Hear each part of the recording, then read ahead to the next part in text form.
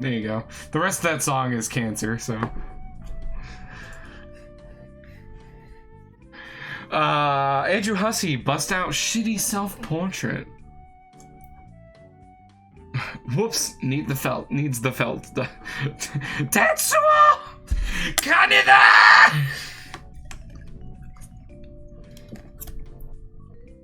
God, if you do anything in your sad, pathetic little life, read, Bart Kira.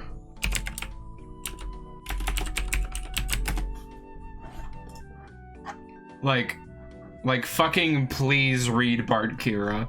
It's one of the best things ever made.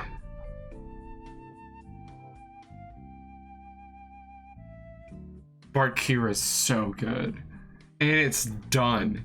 Like they finished it. It's complete. Whoops, eat the felt duds. Hang on. What, Blue Glass, you didn't know about literally the entire Akira manga redrawn to be The Simpsons? You didn't know about this? You didn't know that it's the entire thing? You didn't know that it's the entire multiple thousand-page book series? It's the whole thing. We can read this on stream at some point.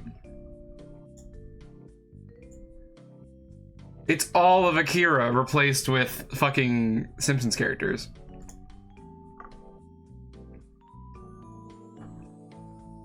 Like redrawn. It's one of the best Simpson things ever made. Yeah, bartkira.com. Go read it. All 6 volumes. I'm just gonna look at some spoilers real quick, because I'm interested.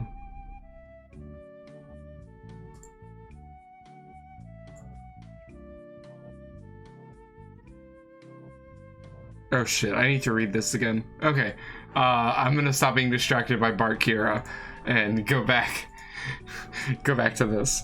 Andrew Hussey applied duds. Awesome, works for me. Andrew Hussey, begin typing. No, this is not nearly fast enough or jittery enough. Come on, I can do better than that. Let's go, dude. Recap like you mean it.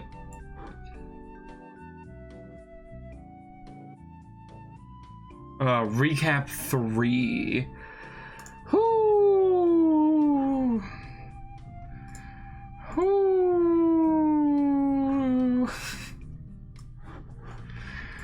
All right.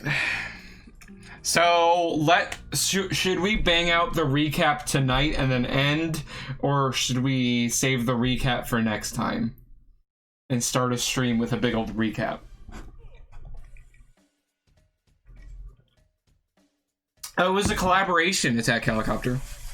But I agree. The person who organized it is wild. What the fuck is happening?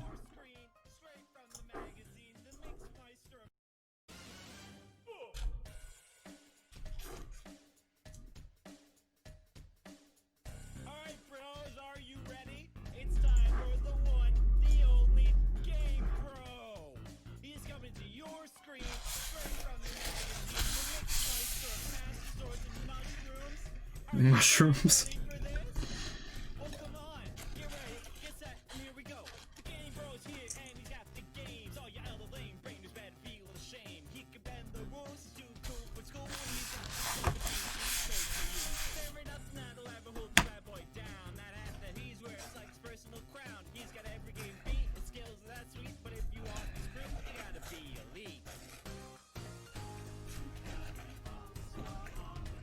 Oh, by the way, I got this commissioned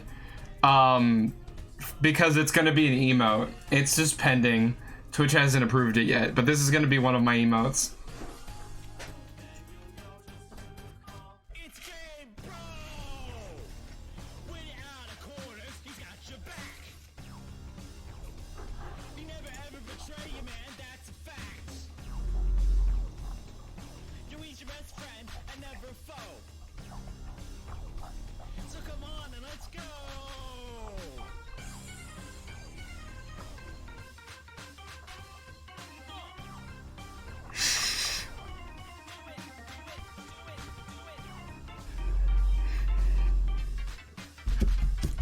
I'm down to do it tonight.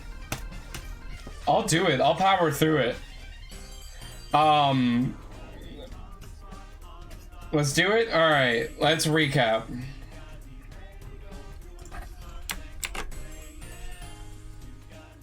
Wait, once the song's over.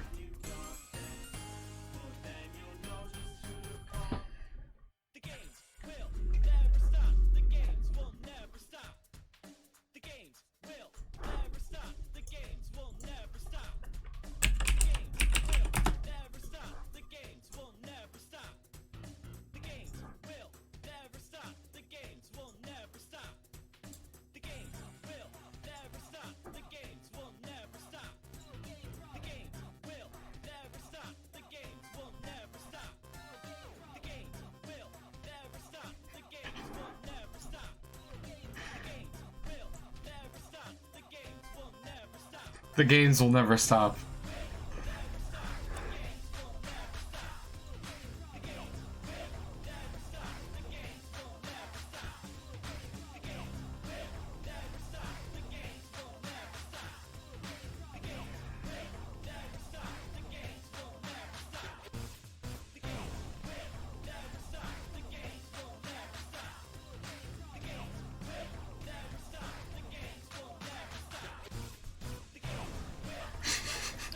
This is...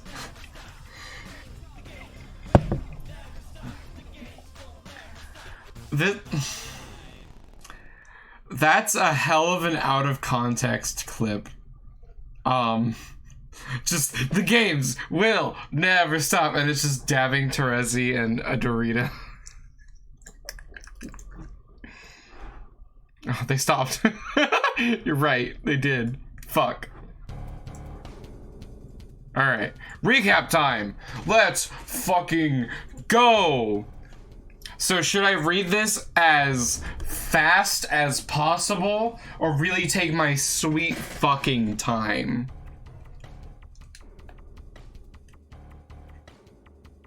Like just like slam through it? Cause I can slam through this shit. Just like medium. No, you can't claim medium. There's already a transporter and all the random towns are full. That's just a shitty fucking serial killer claim, honestly, Recursive. You just need to stop playing TOS. Just go back home.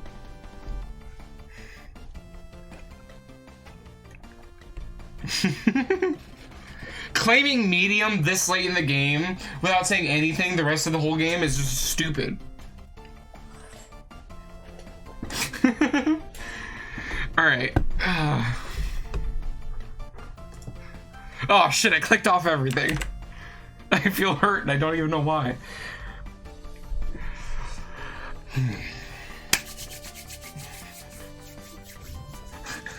No day one med claim sus. Yes! That's exactly what I'm talking about. Can't claim med. You gotta claim med day one. And then post your will with what they said. Alright, I'll stop. I'll read this, I swear. Oh god, Town of Salem is fun. Oh, I should play that on stream. That'd be really funny. Alright. After Act 4, we began Act 5, Act 1, otherwise known as Hivebent. We were introduced to 12 trolls from a planet called Alternia, which resides in another universe. We followed these trolls as they play their own 12-player session of Suburb, or to them, Subgrub, to completion. A whole bunch of stuff happened along the way. In completing the game, they created a universe, our universe, home to Earth and our 4 heroes, but they were denied entry into the universe due to an encounter with an indestructible demon. This demon was the 4 times prototype Jack Noir from the kids session, forced into the troll session due to a space-time rift that the kids would later cause, called the Scratch. The trolls fled to the Veil, discovered the existence of the kids, and began trolling them. Then, Act 5, Act 2 started. Through the Trollian viewport, we see John moments before the Scratch is initiated, wearing his god-tier Air of Breath suit in the land of Heat and Clockwork, Lohak, about to put in motion a plan he, the other kids, and the trolls all help to orchestrate to cause the scratch. This is the first conversation Karkat ever has with John, and the last John has with Karkat pre-scratch. Karkat proceeds to troll John backwards through his timeline. John knows increasingly little, while Karkat gradually begins to understand more. Events from Karkat's perspective. 10:25, 10 hours 25 minutes. Before some critical moment, Jack arrives and destroys the gateway to the new universe. Aradia transports all the trolls to the Veil to hide. Her army of doomed duplicates takes on Jack. They are all destroyed. The trolls find a computer lab in the Veil and stay there for most of the time remaining before the critical moment to occur at 00. No worries, Rice Milk. Have a good time. 6:12 before critical moment, Jack destroys Prospect. Shortly before this, Kanaya chainsawed off Tavros' legs to replace them with robotic legs supplied by Equius. At the sight of this, Karkat faints, and for the first time his dream self wakes up on Prospect. He's awake only for a moment before he sees Jack, and finally recognizes him as Jack Noir, rather than the heretofore unidentified demon. Jack then kills him and all the other Prospect dreamers in the process of destroying the planet.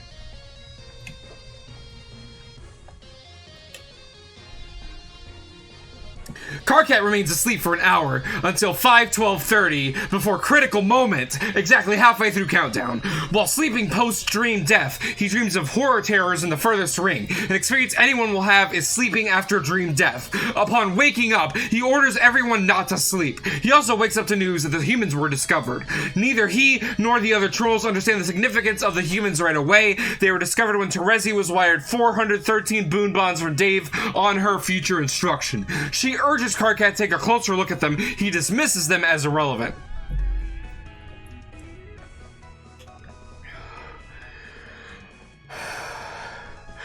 It's not until later he makes the connection between the Jack Noir in the kids session and the one hunting them down, recognizing them to be the same Jack, therefore placing the kids at fault for the current predicament. He then conceives of the plan to troll the humans as a futile form of payback and urges his team to follow suit with a compelling speech. He isolates John as the primary target of his hatred after watching him grow up. He is sure John is fated to be his Kismesis, a romantic partner specific to troll culture, centered around rivalry and loathing. In his first conversation with John in the airsuit on Lohak, he professes these feelings clumsily. John cannot reciprocate. The awkward exchange causes Karkat to trap himself into continuing backwards on John's timeline. And the trolling continues in reverse fashion until John's first conversation with Karkat. By then, Karkat has explained many things to John along his journey. Things about the game, about his role as an ectobiologist, and about their shared chief adversary, Jack Noir. In John's first conversation with Karkat, Karkat needs to get in touch with Jade. It's at this point in Karkat's timeline that he's finally understood enough that he knows he must begin making plans with the kids for their mutual benefit.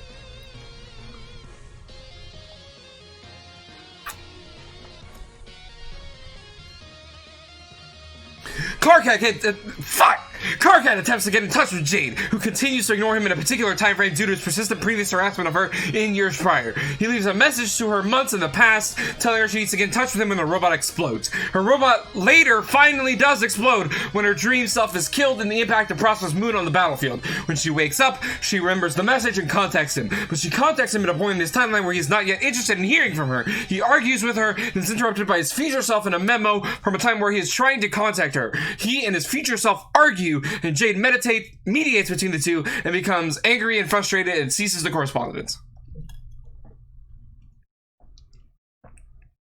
By this point, the biggest meteor yet is approaching quickly, and she must enter the medium to escape. She requires John's assistance. He must recover the surfer disk, install it, and rescue her.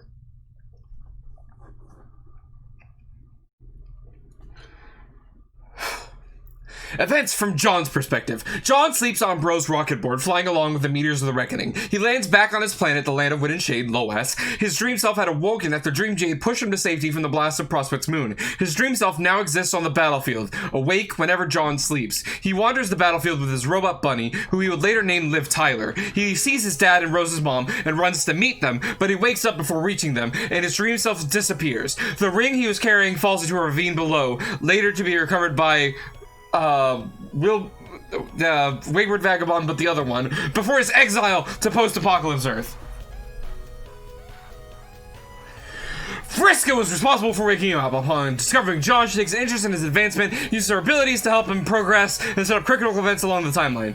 The only effect her abilities have on humans is to wake them up or put them to sleep. In this case, she woke him up so he would be able to receive the server disk about to come out of a parcel Pixis. The disk had been deposited into the pipeline by Parcel Mistress some time ago. She and John continue to converse and he befriends her, oblivious to the true nature of her schemes. She functions as his patron troll, a troll who is particularly focused on helping one of the kids, like Terezi is with Dave and Kanaya is with Rose. 10 for recursive, we can do that. I'm good so far. John returns to his house and installs the server, but not before touching base with Rose, who's committed to cracking open the secrets of the game through dark magic, and Dave, who is from the future, having time traveled extensively over the course of the 24-hour reckoning period. John also encounters Nana, who gives him a pendant, granting him the ability to summon her. She conjures a ghost bed for him and cooks for him with a ghost oven. He floats on his bed high above Loas while he connects to Jade. Jade, who had woken up in her bed at the foot of the hill, returns to her house to find John setting up the equipment. John deploys the alchimeter and lathe in her greenhouse and the crux shooter in front of her fireplace. He opens the crux shooter and discovers there are 10 minutes and 25 seconds till impact. They discuss what to prototype with, if anything. Rose warns him of the danger of failing to prototype, which will not allow the battlefield to heal, evolve to its final form, and grow the tumor inside, which is critical to her plan to destroy the Green Sun.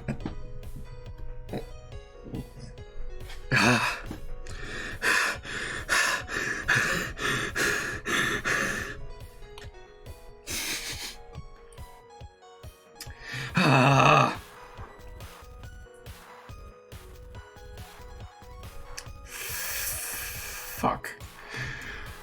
Oh shit.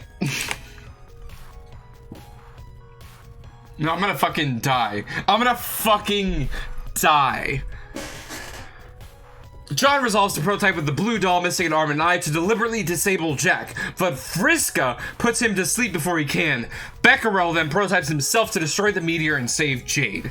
As he sleeps, John's ghost bed crashes into an oil ocean below. He loses his computer with a server disk in it and Nana's pendant. He hops to a small island. He notices the ocean is on the fire over the horizon and the fire is approaching. He talks to Rose, who informs him Jade entered while he slept and is safe. She tells him about a quest he'll need to go on later to recover the tumor from the battlefield and bring it to her. He then talks to Karkat, who is speaking to him for only the second time from Karkat's perspective. Karkat explains exactly what the kids did that made him decide to troll them. He blames Jade for prototyping Beck, creating Beck Noir, who is now terrorizing the troll session while blaming John for allowing it to happen.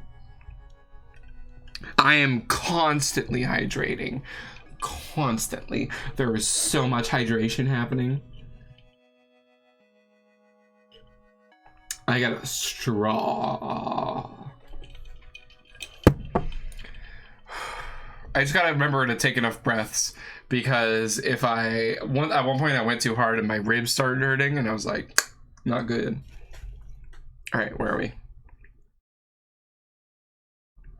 Meanwhile, the fire is approaching his island and has turned green due to Beck Noir's transformation, taking place during a duel with Bro and Dave Sprite elsewhere on Loas. John is contacted by Vriska, who admits to putting him in his position to challenge him to realize his potential as the heir of breath. She also admits to deliberately playing a role in the creation of Beck Noir, wanting to be involved in his rise just as she also plans to be the one to kill him. She explains that regardless of her actions leading to his rise, his existence in the troll session is immutable due to the nature of paradox space. That outcome could not be changed with different actions. The only consequence of different actions would be an offshoot timeline in which all participants would be doomed.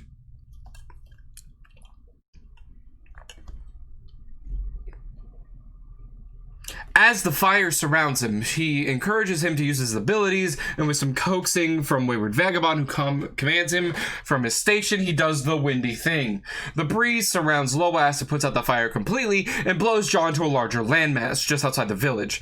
The breeze also clears the clouds from the sky, but they return shortly, as the spell over the planet must be broken by other means. By blocking this ability, he reaches the top of the echelon ladder and becomes the air transparent. Vriska then informs him that the only thing he left to do is has reached the god tier, which is done by sleeping on his quest bed, which is nearby. She tells him to ask the locals about it. He does, and finds the quest bed beyond the village. He sits in the bed but isn't tired. Vriska gives him the choice of whether he would like her to put him to sleep. He agrees. While he sleeps, Jack Noir finds him and stabs him through the heart, killing him. Wayward Vagabond sees his death on the monitor, commands him to rise up. Wayward Vagabond sees nothing except fireflies gather around John's body while the quest bed blows. After the spectacle, there is no change. John's body remains motionless and the monitor shuts off. Wayward Vagabond believes John has died, and he is right. But on the battlefield, his dream self appears lying on a corresponding quest bed. His dream self slowly takes on the signs of the wound inflicted on his real self as it rises. His dream self then takes over as his real self, with all wounds healed, as the fully realized heir of breath.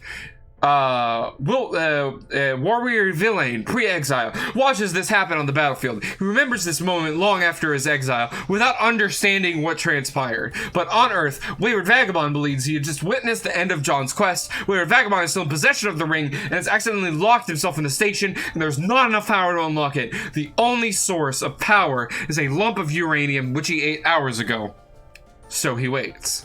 John now wanders the battlefield, poised to complete the objective he was given by Rose.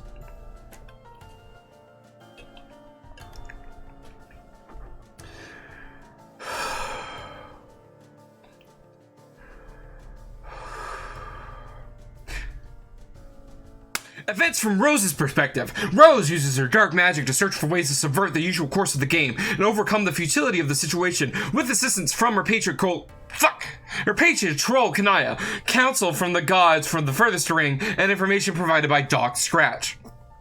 Kanaya begins trolling Rose, suspecting to be the author of the game fact guide she read on Alternia, a figure she grew up idolizing. But she becomes disappointed with her due to a series of miscues resulting from her sporadic, non-linear trolling. She continues conversing with her non-linearly, engaging in a feud of snarky one-upsmanship, gradually befriending her. She eventually realizes Rose is the true author of the guide when she watches her destroy the gate above her house with magic. She then continues helping her in a more linear fashion, uncovering the secrets of the game and sharing her own extensive knowledge of the game with her. Ultimately, as Kanaya begins to understand the true nature of Rose's plan, she becomes afraid Rose is dangerous. She is especially unnerved by the fact that soon on Rose's timeline, her viewport goes dark and she can no longer be monitored. But she acknowledges she can do nothing to stop her, so she trains Aridin to become a powerful white wizard of hope to challenge her as a joke.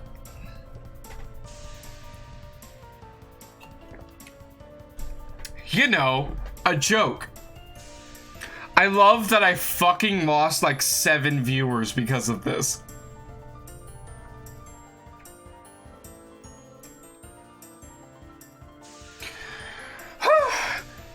A particular target of Rose's investigation is the Green Sun. She rips apart underground ruins to retrieve information on it and is further informed by Doc Scratch on the subject. The Green Sun is a huge star, nearly twice the mass of the universe. It resides somewhere in the furthest ring and serves as the power source to all First Guardians. Beck was Earth's first Guardian. When he became Prototype, Jack inherited all of his powers, which are supplied by the Green Sun. Doc Scratch is the first Guardian of Alternia. Doc Scratch, like Beck, is a virtually omnipotent being with all the same powers. Unlike Beck, he's an intelligent host to these powers, and therefore also omniscient. His job is to pave the way for the arrival of his employer, an indestructible time-traveling demon named Lord English. Lord English can only enter our universe upon its death, at which point he travels back in time to an earlier point in the universe lifespan to assume leadership of his gang of mobsters called the Felt. His machination, like Scratch's, are in part designed to bring about his own future entrance. Before the trolls began their session, Scratch took measures to both pave the way for English to arrive, as well as to contribute his own creation. First Guardians First Guardians have circuitous, self-fulfilling origins, much like the players of Suburb. Beck was created in a lab through ectobiology by merging the ghost slime image of Grandpa's dog Harley with Rose's meow code. Scratch had a similar yet unknown origin. Scratch manipulated several members of the Trolls party into playing Suburb in the first place. Notably, he manipulated Vriska into killing Aradia, who, as a ghost, became the primary orchestrator of the session. He was also used as something of a pawn himself by Terezi in extracting revenge against Vriska, causing her to lose an eye and an arm. This was another key moment in a critical cycle of revenge, leading to Terezi's blindness and awakening, Vriska's eventual death by Radia's retaliation, and then Vriska's resurrection to the god tier as the Thief of Life. Somebody draw that. Somebody draw the felt, but entirely lobster.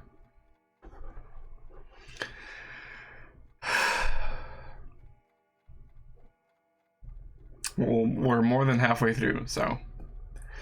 Having done everything he needs to do, Scratch tells Rose he wishes to die. Thus, the destruction of the Green Sun is to their mutual benefit, and Rose forms a plan. While she gave the short version of the plan to John, telling him he needs to recover the tumor, she tells the full plan to Dave. The tumor at the center of the battlefield is in fact a very powerful bomb, capable of destroying the Green Sun. She will go to sleep, John will bring it to her dream self. Meanwhile, Dave is to go to sleep and listen to the gods, who will tell him how to find the sun. He will make a map, Rose will plot the course there, and destroy the Green Sun in a suicide mission. Ideally, this will negate all of Jack's powers, reducing him to mortal status again.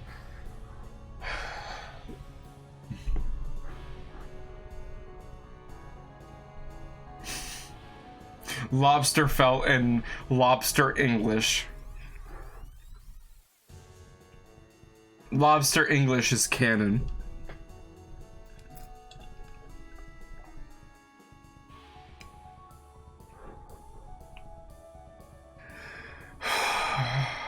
Just taking a breather. This is not easy. It's kind of fun though. What's really fun is you guys can't see all the crazy hand motions I'm making. So in a way, I'm giving myself my own fun. My heart rate's really high.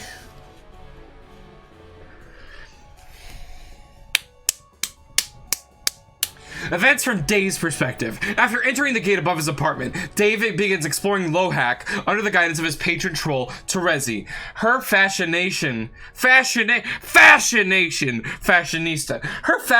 with him was prompted by the money wire from his future self, which alerted her to the existence of the humans in the first place. She watched him grow up with his bro, made some observation about his humanity through his upbringing. She then committed to helping him, in part due to her rivalry with Vriska, who sought to make sure the human she favored, John, would outpace Dave.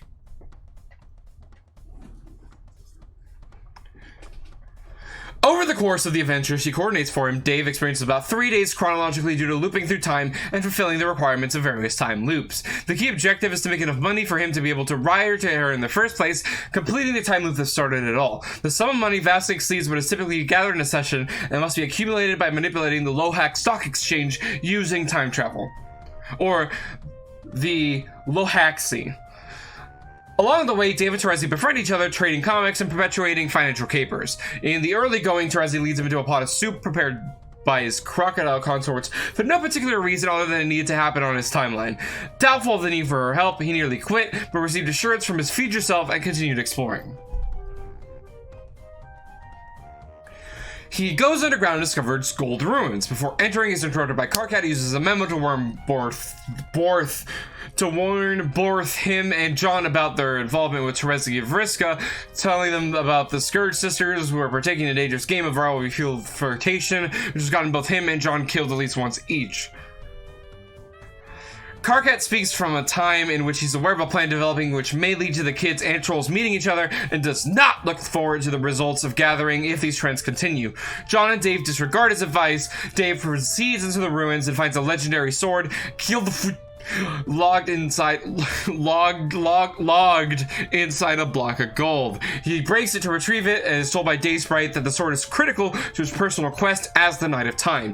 Terezi then tells him he's about to fall asleep without knowing Vriska was behind this nap as well. Dave goes to sleep and Dave Sprite defends him from a horde of powerful monster.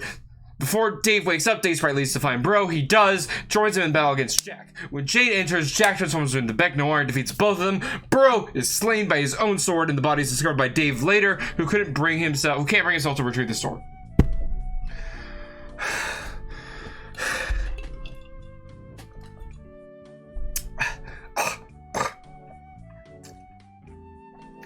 While sleeping in the ruins, Dave's dream self wakes up again on Darcy's moon. Following Rose's advice, he loses Following Rose's advice, he looks into the sky and takes off his shade to get his first glimpse of the gods. He then wakes up from hearing a gunshot fired by Jade as she battles an imp and quickly teleports away. The first of 3 times he sees her in this manner. She sees her again in the Lohaxi and again when visiting Jade's planet. He then goes on to make all the money needed to buy all the frame motifs, which are powerful battle techniques purchased from consorts, and to reach the top of his echelon ladder, but he still wanted to know why he would never be able to reach John's level. To satisfy his curiosity, Teresa gives him a choice somewhere in the middle of his timeline, a choice to be decided by a coin flip. He could either assign the outcome of the flip to mean he would either be shown now or later. The outcome of the flip, which Teresa did not even look at, was a constant. 2 realities are created by his 2 possible decisions. The decision to be shown now creates a doom reality, wherein Dave becomes doomed. The decision to wait simply continues the alpha reality, and Dave remains the alpha Dave. Doomed Dave followed Teresa's instructions given to him before the flip. He is to go back in time, leaving his doomed timeline, and sleep on the quest's bed. And if he has what it takes to reach his god tier, he will. Alpha Dave, after waiting some time, has instructed to go to the bed to find sleeping Dave and kill him, thus allowing him to face the true gravity of the decision. Dave doesn't go through with it and decides to end his collaboration with Teresa for the time being. Later, Doomed Dave wakes up, gets out of bed, and is immediately killed by Jack. 3 hours and 14 minutes before the critical moment, Teresa watches and is upset by involvement in his death. She runs off deeper into the lab.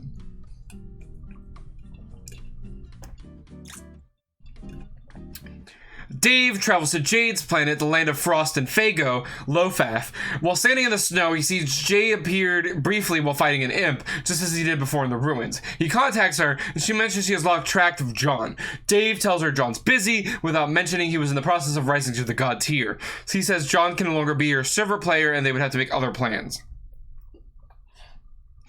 Dave tells her to deploy the IntelliBeam laser station in his apartment. The device allows very complex capture codes for certain items, like a suburb disk, to be read, which couldn't otherwise be read by the human eye. He then creates a copy of his own server disk and uses it to connect to Jade's server player. He becomes the server player for both Rose and Jade, though past Dave would stay concerned with Rose's connection, while he, as future Dave, would concern himself with Jade's connection. He deploys a new alchemitter and helps her upgrade it. With his massive reserve of grist accumulated in his travels and his more advanced torrenting capabilities, he allows Jade to alchemize some shit right away. A bit later, she contacts him again after learning of his dead bro and dead doomed self. He assured her the dead Dave was just a doomed copy and he'd be fine. She decides Jack needed to be stopped and they should come up with a better plan than Rose's suicide mission to stop him. He suggests the idea is futile, but lets her know she'd come to her own decision regardless and he'd be available to talk later if needed.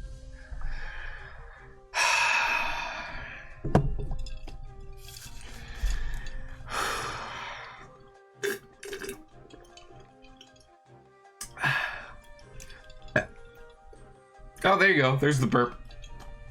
I'll just go back and edit that in from before.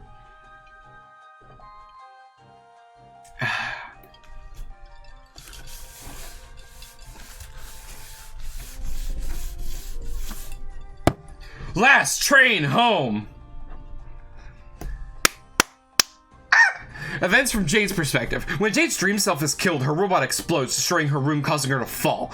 Beck transports her bed to break her fall. She falls asleep. Now dream dead. She has a dream in a bubble blown by a god in the furthest ring and meets Pfeffery there. Pfeffery, a Durst dreamer, went to sleep to convince the gods to establish dream bubbles where they can meet while asleep as long as their dream selves are dead. While she is asleep, 4 hours and 13 minutes before the critical moment, Jack destroys the trolls Durst, killing her and all the Durst dreamers. She, along with all the other trolls and Jade, would then only dream in the furthest ring, where she met Jade and attempted to show her the gods were harmless, but Jade sees through the bubble and catches a glimpse of the gods. She wakes up with a headache, scared of what she saw, and resolves to stay awake. Pfeffery messages her, introduces herself as the one from the dream. It is the second time they have spoken. The first time was long ago from Jade's perspective. Jade realizes her robot has exploded, causing her to remember that it was her cue to message Karkat. She does, and the aforementioned confusion takes place in the memo with past and future Karkat. Past Karkat berates her, while future Karkat defends her. She reprimands both of them for arguing with each other, who are the same person, separated by only 3 hours. Dave enters the memo and mocks future Karkat for his flirtation with Jade after the lecture he gave to John and Dave on the subject. Jade ends the conversation and is in no particular hurry to get back to him about the important matter he wanted to discuss.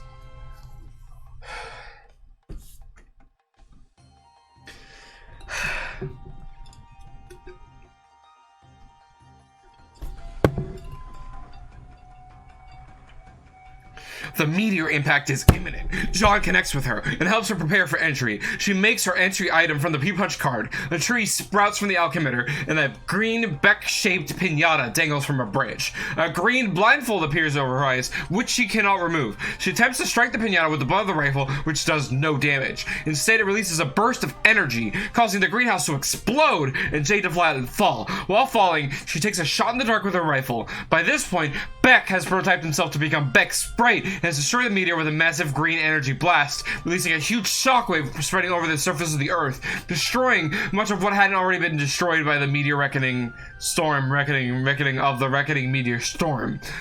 Beck Sprite then appears in front of her bullet and redirects it into the head of the pinata, destroying it. Jade, her house, and a large part of her island, including the volcano, are all transported into the medium onto Lofaf. She falls through the snow of Lofaf, now unblindfolded. Beck Sprite again breaks her fall with a bed, and again she falls asleep. She has a recollection of sitting on her bed back on Earth some time ago, working on John's present. It's then that Pfeffery contacts her for the first time. Jade believes she is trolling her like the others, but she only means to reassure her what happened wasn't her fault, as well as inform her of her plan to establish the dream bubbles. But soon, both realize that this is not a memory, but a dream they are currently sharing, with the memory as a stage. Pfeffery meets Jade in her room and compliments her on her work on the bunny. Pfeffery also claims to be dead. Jade wakes up again just as agitated as the first time she woke up.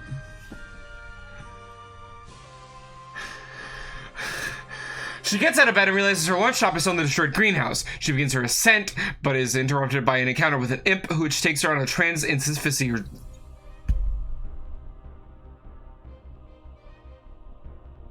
Visiting many locations and passing by 3 instances of Dave, including a future Dave who ends up helping her later. The imp is finally killed by Beck Sprite. Parcel mistress from Peregrine Mendicant from Pokepostal.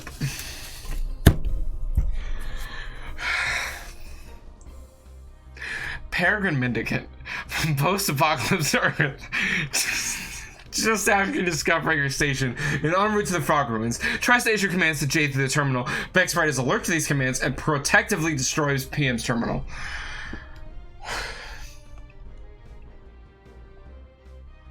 Why is this like epic Squiddles song? Alright, whatever. Jade returns and finds her computer undamaged. Future Dave contacts her after seeing her out in the snow. He then becomes her server player and sets up her equipment after most of it was destroyed / transported before entry.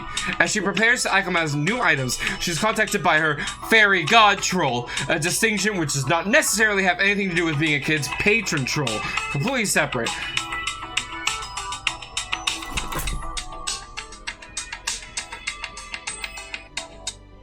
It is now 1 a.m.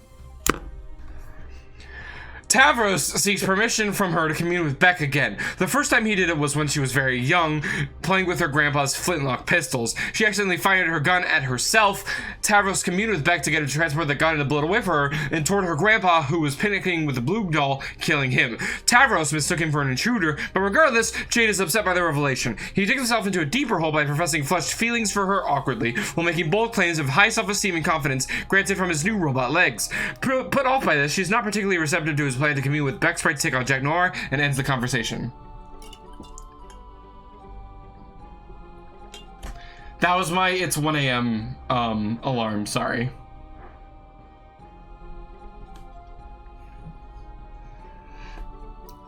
Vriska, who was reading the conversation, mocks Tavros for his false show of confidence. She continues to take jabs at him, calling him a coward, unable to do the one thing she asked, which would have given him real confidence. She refers to the incident preceding her resurrection to the god tier. After she was nearly beaten to death by Aradia, Tavros finds her, believing her to be dead. He attempts to bring her back to life with a kiss, but having woke up on Prospect after the beating, Vriska's dream self is able to control his mind. She makes him choke himself, simply to prevent the kiss to avoid the standard resurrection process, which would prohibit god tier ascension. attention.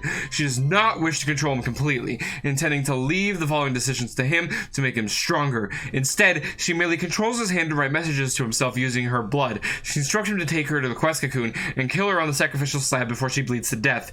He hesitates, she continues to insist, while her dream self gradually takes on the same wounds inflicted on her real self, causing her demands to become more desperate. The more desperate she gets, the more terrified Tamros becomes, the more he finally flees without killing her. She eventually dies and is resurrected on the battlefield as the Thief of Light. Still holding this against him, she berates him for his newfound attitude and regards his plan to influence the kid's timeline as a cheap imitation of her tactics. She brags about the way she's manipulated events on their timeline so far by practicing her abilities on Jade repeatedly, causing her to fall asleep frequently. She describes ways in which she had inserted her agenda into existing events, tipping off agents to the whereabouts of the Meow Codebook and other such incidents which contributed to the rise of Jack Noir, so she could claim responsibility for his existence before taking him on herself. Tabros becomes angry with her incessant mockery and the extent of her treachery and decides to seek her out to challenge her. She waits for him somewhere in the lab. After the conversation with Tavros, Jade alchemizes a number of items, one of which is a legendary rifle, Ahab's Crosshairs, supplied by Aridin. Aridin, now believing himself to be a powerful wizard, feels he surpassed the need for the weapon and gives it to Jade to fuel the rivalry he mistakenly assumed she has with Rose, as payback for Rose's early dismissal of his black advances.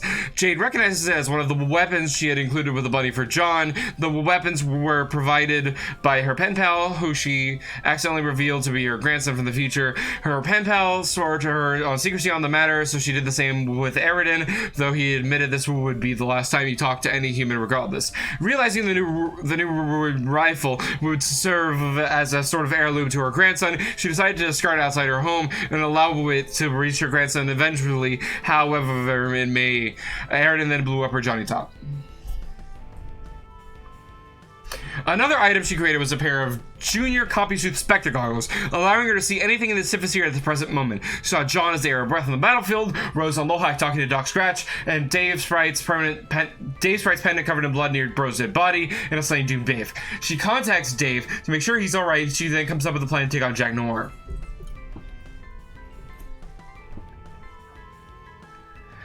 She contacts Tavros again to talk about the plan he proposed, but he has left to talk about Briscoe. She only has one idea left. She goes up to her grandpa's lab, summons Becksprite, tosses her into her dead dream self, which her grandpa had retrieved from the battlefield and stuff many years ago.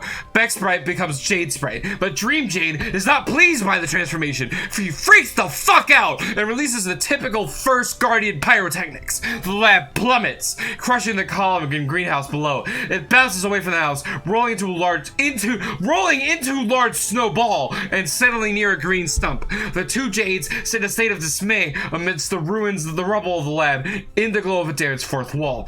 As the clock ticks down to the critical event, the most important character in Homestuck sits and watches this pandemonium ensue. And then the second most important character in Homestuck positions a shitty drawing of himself in front of a typewriter and writes this recap. I think this typewriter is running out of ribbon ink. Thank God that white ink is such a pain in the ass to read, almost as much as his recaps are to read.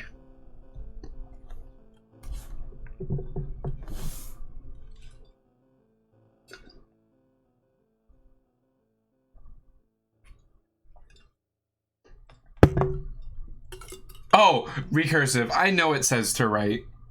I know it says to write. I understand.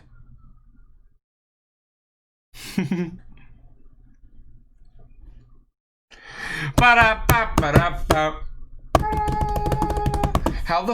long did that take? I don't even fucking remember what time it was when we started. I just know at some point it was 1 a.m. in the middle of it. Half of that was like on autopilot, and I was like a ghost watching myself read and like suffer. It was very interesting. That was an hour? I did that for an hour? Did I really do that for an hour? Half an hour, okay. Okay. Alright. And I was gonna be scared if I did that for a fucking hour and didn't even realize.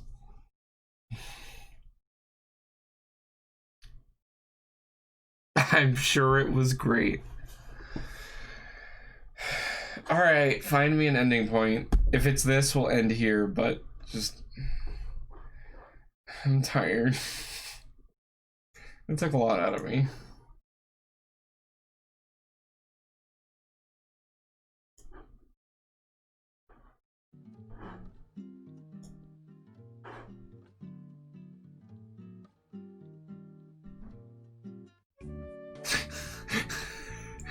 Thanks, Ryan North.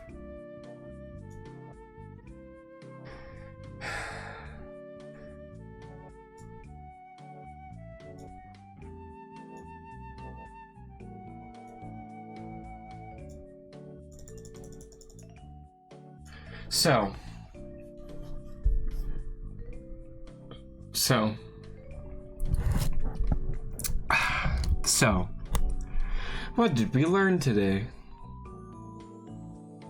Class, please submit one thing that you learned today in the chat or be banned.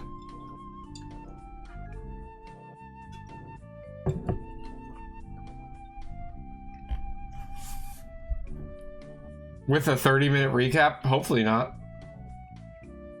So we got Vriska gun, Barkira is a thing. Barkira is totally a thing. It's safe to play in trap. What? Proton cannon.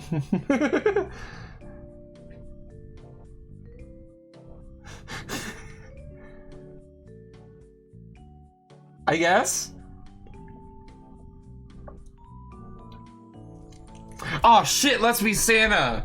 Shit, okay, motherfucking infinite, recursive, link me shit, let's be Santa in the Discord. By the way, new people, if you're still here, if you stayed for that whole thing, new people, there's a Discord, please join it.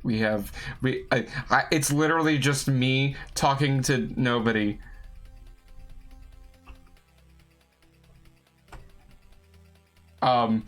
Thank you everybody for showing up. I just wanted to abuse Terezi Dab for a bit. Terezi Dab will not be how I end streams from now on, but I just like it.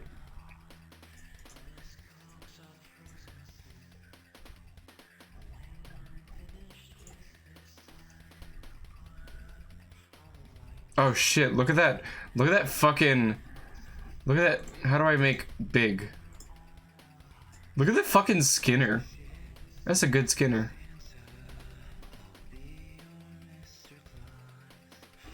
Look at that clown face. Thank you guys for being awesome. I hope you have a great night. Mwah.